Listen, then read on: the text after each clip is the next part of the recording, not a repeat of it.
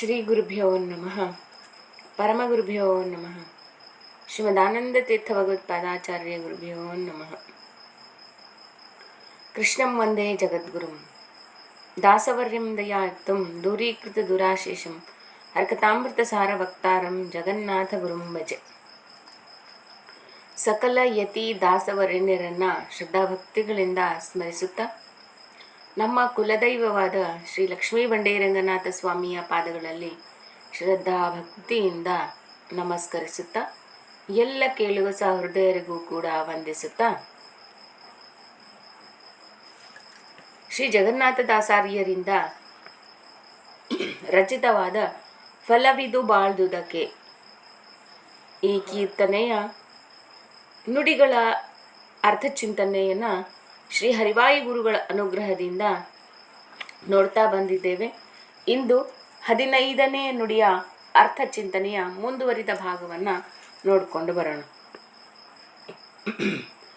ಏಕೋತ್ತರ ಪಂಚಾಸದ್ವರ್ಣಗಳೇಕಾತ್ಮನ ನಾಮಂಗಳಿವು ಮಾ ಕಮಲಾಸನ ಮೊದಲಾದ ಮರರು ಸಾಕಲ್ಯದೀವನರಿಯರೆಂತೆಂಬುದೇ ಫಲವಿದು ಬಾಳ್ದುದಕ್ಕೆ. ಸಿರಿ ನಿಲಯನ ಗುಣಗಳ ತಿಳಿದು ಬದುಕುವುದೇ ಫಲವಿದು ಬಾಳ್ದುದಕ್ಕೆ. ಸಿರಿ ನಿಲಯನ ಗುಣಗಳ ತಿಳಿದು ಬಾಳುವುದೇ ಫಲವಿದು ಬಾಳ್ದುದಕ್ಕೆ.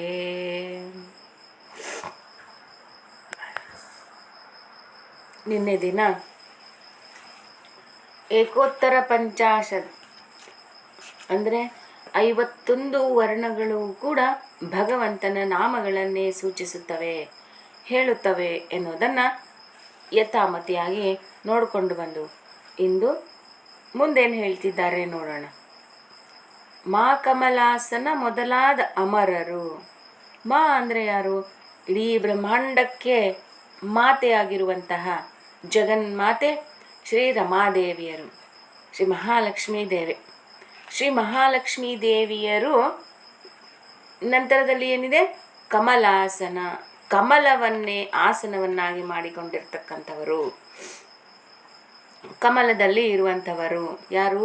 ಚತುರ್ಮುಖ ಬ್ರಹ್ಮದೇವರು ಮೊದಲಾದ ಅಮರರು. ಇವರೇ ಮೊದಲಾಗಿರ್ತಕ್ಕಂತಹ ಅಸುರರು, ದೇವತೆಗಳು. ಶ್ರೀ ರಮಾದೇವಿಯರನ್ನೇ ಮೊದಲು ಮಾಡಿಕೊಂಡು ಬ್ರಹ್ಮಾದಿ ದೇವತೆಗಳು ಎಲ್ಲರೂ ಇವೇ ಮೊದಲಾದವರು, ಇವರೇ ಮೊದಲಾದವರು, ಮೊದಲಾದ ಅಮರರು ಅಂತ ಹೇಳ್ತಿದ್ದಾರೆ. ಇದೇ ಮೊದಲಾದ ಅಂದರೆ ಶ್ರೀ ರಮಾದೇವಿಯರನ್ನೇ ಮೊದಲು ಮಾಡಿಕೊಂಡು ಚತುರ್ಮುಖ ಬ್ರಹ್ಮದೇವರು ಮೊದಲಾದ ಸುರರು, ದೇವತೆಗಳು. ಸಾಕಲ್ಯದಿ ಇವನರಿಯರೆಂತೆಂಬುದೇ. ಸಾಕಲ್ಯದಿ ಅಂದರೆ ಏನು? ಆದ್ಯಂತವಾಗಿ, ಸಂಪೂರ್ಣವಾಗಿ, ಅರಿಯರು, ತಿಳಿಯಲಾರರು. ಅಂದರೆ ಈ ಮಾತೃಕಾ ಮಂತ್ರದಿಂದ ಅ ಮೊದಲು ಮಾಡಿಕೊಂಡು ಕ್ಷದವರೆಗೂ ಕೂಡ ಮಾತೃಕೆಗಳು ಅಂತ ಹೇಳ್ತೇವೆ. ಮಾತೃಕಾನ್ಯಾಸ ಅಂತ ಬರುತ್ತೆ. ನ್ಯಾಸ ಅಂದರೆ ಪೂಜೆ. ಈ ಮಾತೃಕೆಗಳ ಮುಖಾಂತರವಾಗಿ ಭಗವಂತನ ಪೂಜೆ ಅಂದರೆ ಈ ಮಾತೃಕೆಗಳನ್ನು ಸ್ಮರಿಸುವುದು. ಅದಕ್ಕಾಗಿಯೇ ಹೇಳಿದ್ದು ನಿನ್ನೆ ದಿನ, ಇದನ್ನ ಮಕ್ಕಳಿಗೆ ಕಲಿಸಿಕೊಡಿ. ಅ ಇಂದ ಕ್ಷದವರೆಗೂ ಕೂಡ ಭಗವಂತನ ನಾಮಗಳು ಇವುಗಳನ್ನು ಕಲಿಸಿದಾಗ ಆ ಮಕ್ಕಳ ಜೊತೆಗೆ ಆ ಮಕ್ಕಳ ಬಾಯಿಂದ ಇದನ್ನು ಕೇಳುವುದು ತುಂಬ ಚಂದವಾಗಿರುತ್ತೆ. ಜೊತೆಗೆ ನಮಗೆ ಮನನವಾಗತ್ತೆ, ಅವರಿಗೂ ಕಲಿಸಿದ ಹಾಗಾಗತ್ತೆ, ಮುಂದಿನ ಜನಾಂಗಕ್ಕೆ ಹೇಳಿದ ಹಾಗಾಗಿ. ನೋಡಿ ಎಷ್ಟೊಂದು ಉಪಯೋಗಗಳಿವೆ. ಹಾಗಾಗಿ ಕಲಿಸಿ ಇಲ್ಲಿ ಮಾತೃಕಾ ಮಂತ್ರದಿಂದ ಅಜಾದಿ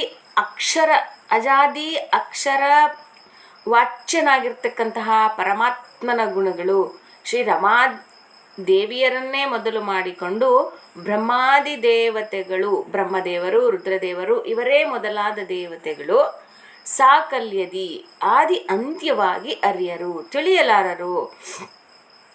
ಅವ್ರಿಗೆ ತಿಳಿದಿಲ್ಲ ಅಂದರೆ ಇನ್ನು ನಾವೇನು ಅರ್ಥ ಮಾಡ್ಕೊಳ್ತೇವ್ರಿ ಅಂತ ಅಲ್ಲ. ಯಾಕೆ ಅಂದರೆ ಅವರವರ ಯೋಗ್ಯತಾನುಸಾರವಾಗಿ ಅರಿಯುವರು ಅನ್ನುವಂತಹ ತಾತ್ಪರ್ಯವನ್ನು ಇಲ್ಲಿ ದಾಸಾರ್ಯರು ನಮಗೆ ಕೊಡ್ತಾ ಇದ್ದಾರೆ. ಹೀಗೆ ರಮಾ ಬ್ರಹ್ಮಾದಿ ರುದ್ರಾದಿ ದೇವತೆಗಳೇ ಮೊದಲಾದ ಅಮರರು ಆದಿ ಅಂತ್ಯವಾಗಿ ಭಗವಂತನ ತಿಳಿಯಲಾರರು, ಅಂದರೆ ಸಂಪೂರ್ಣವಾಗಿ ಅರಿಯಲಾರರು. ಆದ್ದರಿಂದ ಇವರ ಈ ರೀತಿ ಬ್ರಹ್ಮಾದಿ ಸಕಲ ದೇವತೆಗಳು ಸಾಕಲ್ಯೇನ ಅರಿಯರು ಅಂದರೆ ಏನು ಅರ್ಥ? ಅವರು ತಮ್ಮ ತಮ್ಮ ಯೋಗ್ಯತಾನುಸಾರವಾಗಿ ಸಾಕಲ್ಯೇನ ಭಗವಂತನ ಗುಣಗಳನ್ನು ಅರಿತಿದ್ದಾರೆ. ಆದರೆ ಇವು ಇಷ್ಟೇ ಭಗವಂತನ ಗುಣಗಳು ಅಲ್ಲ. ಭಗವಂತನ ಗುಣಗಳು ಅನಂತ ಇವೆ. ಆದರೆ ಎಲ್ಲರೂ ಅವರವರ ಯೋಗ್ಯತಾನುಸಾರವಾಗಿ ತಿಳಿದಿದ್ದಾರೆ ಎಂದು ಅರಿತುಕೊಂಡು ತ್ರಿಕರಣ ಶುದ್ಧಿಯಿಂದ ಆಚರಿಸುವುದೇ ಬದುಕಿದ್ದಕ್ಕೆ ಫಲ ಎಂದು ಇಲ್ಲಿ ದಾಸಾರ್ಯರು ಹೇಳ್ತಾ ಇದ್ದಾರೆ. ಅಂದರೆ ನಾವು ಕೂಡ ಇಲ್ಲಿ ಯಥಾಶಕ್ತಿ ಭಗವಂತನ ಗುಣಗಳನ್ನು ಅರಿತು ಉಪಾಸನೆ ಮಾಡಬೇಕು ಎನ್ನುವುದೇ ಫಲವಿದು ಬಾಳ್ದುದಕ್ಕೆ. ಇಲ್ಲಿ ಸಾಕಲ್ಯೇನ ಅರಿಯರು ಅಂದರೆ ಸಂಪೂರ್ಣವಾಗಿ ಅರಿಯರು, ಆದಿ ಅಂತ್ಯವಾಗಿ ಅರಿಯರು ಎಂದು ಅರ್ಥ ಮಾಡಿಕೊಳ್ಬೇಕು. ಅಂದರೆ ಭಗವಂತನ ಅನಂತಾನಂತ ಗುಣಗಳಿವೆ. ಆ ಗುಣಗಳಲ್ಲಿ ಶ್ರೀ ರಮಾದೇವಿಯರನ್ನೇ ಮೊದಲು ಮಾಡಿಕೊಂಡು ಎಲ್ಲ ದೇವತೆಗಳು ತಮ್ಮ ತಮ್ಮ ಯೋಗ್ಯತಾನುಸಾರವಾಗಿ ತಿಳಿದಿದ್ದಾರೆ. ಇಲ್ಲಿ ಶ್ರೀಮದಾಚಾರ್ಯರ ಸಿದ್ಧಾಂತವಾಗಿರ್ತಕ್ಕಂತಹದ್ದು ತಾರತಮ್ಯ. ಈ ತಾರತಮ್ಯವನ್ನು ಶ್ರೀದಾಸಾರ್ಯರು ಈ ನುಡಿಯಲ್ಲಿ ಹೇಳ್ತಾ ಇದ್ದಾರೆ. ಭಗವಂತನ ನಾಮಗಳು, ಭಗವಂತನ ಗುಣಗಳು, ಭಗವಂತನ ರೂಪಗಳು ಅನಂತ ಇವೆ. ಅವೆಲ್ಲವುಗಳನ್ನು ದೇವತೆಗಳೇ ಮೊದಲು ಮಾಡಿಕೊಂಡು ಎಲ್ಲರೂ ಕೂಡ ತಮ್ಮ ತಮ್ಮ ಯೋಗ್ಯತಾನುಸಾರವಾಗಿ ತಿಳಿದಿದ್ದಾರೆ ಎಂದು ನಾವು ತಿಳಿಯುವುದೇ ಫಲವಿದು, ಬಾಳ್ದುದಕ್ಕೆ ಫಲವಿದು ಎಂದು ಇಲ್ಲಿ ದಾಸಾರ್ಯರು ತಿಳಿಸಿಕೊಡ್ತಾ ಇದ್ದಾರೆ. ಮಾ ಕಮಲಾಸನ ಮೊದಲಾದ ಮರರು ಸಾಕಲ್ಯದಿ ಇವನರಿಯರೆಂತೆಂಬುದೇ. ನೋಡಿ, ಶ್ರೀ ರಮಾದೇವಿಯರಿಗೆ ಅರಿತಿರುವಷ್ಟು, ಶ್ರೀ ರಮಾದೇವಿಯರು ಬಲ್ಲಷ್ಟು ಬ್ರಹ್ಮಾದಿ ರುದ್ರಾದಿ ದೇವತೆಗಳು ಅರಿಯರು. ಶ್ರೀ ರಮಾದೇವಿಯರಷ್ಟು ಬ್ರಹ್ಮದೇವರಿಗೆ ತಿಳಿದಿಲ್ಲ, ಬ್ರಹ್ಮದೇವರಷ್ಟು ತದನಂತರದಲ್ಲಿ ರುದ್ರದೇವರು ಮುಂತಾದ ಅಮರರು ತಿಳಿದಿಲ್ಲ ಎನ್ನುವಂತಹ ಚಿಂತನೆಯನ್ನು ನಾವು ಮಾಡಬೇಕು. ಈ ಚಿಂತನೆಯನ್ನು ಈ ರೀತಿಯಾಗಿ ಮಾಡುವುದೇ ಫಲವಿದು ಬಾಳುವುದಕ್ಕೆ ಎಂದು ಇಲ್ಲಿ ದಾಸಾರ್ಯರು ಹೇಳ್ತಾ, ಮುಂದಿನ ನುಡಿಯಲ್ಲಿ ಭಗವಂತನ ಅನಂತಾನಂತ ಗುಣಗಳು ಅಂದರೆ ಎಷ್ಟಿವೆ, ಹೇಗಿವೆ ಎನ್ನುವುದನ್ನು ಚಿಂತನೆ ಮಾಡ್ತಾ ಇದ್ದಾರೆ. ಅದು 16ನೇ ನುಡಿಯಲ್ಲಿ.